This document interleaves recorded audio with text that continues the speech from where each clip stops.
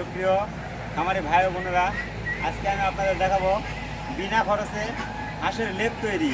আসুন দেখুন কীভাবে হাঁসের লেপ তৈরি করা হয়। এই শীতে মানুষের যেরকম লেপের দরকার তেমনি হাঁসেরও লেপের দরকার।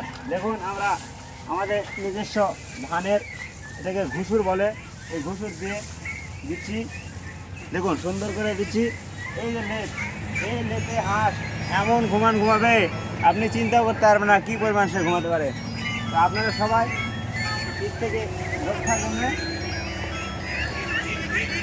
এই ধরনের লেপের সুব্যবস্থা করবেন। দেখুন হাঁসেরা একদম পুরাই এবারে এক ঘুমে সারা রাত পার করে দিবে, আপনারা কল্পনা করতে পারবেন না কী পরিমাণ হাঁসেরা শান্তি পাবে। তো আপনারা এভাবে লেপ তৈরি করবেন। দেখুন পুরা খামার আমি আমার পুরা উইদাউট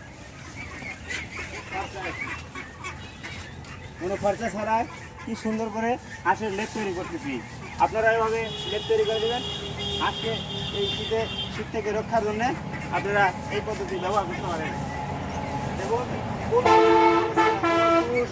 কোনো কিছু খরচ ছাড়াই একদম ধানের একদম ঘুষুর দিয়ে কীভাবে হাঁসের লেপ তৈরি করা হয়। সুপ্রিয় দর্শক মণ্ডলী, আপনারা কিন্তু অবশ্যই এই শীতে হাঁসকে শীত থেকে রক্ষা করার জন্য এই পদ্ধতি অবলম্বন করবেন। আমার ভাইয়েরা উপকৃত হোক, আমি এটাই চাই সবসময়। এই জন্যে ধন্যবাদ।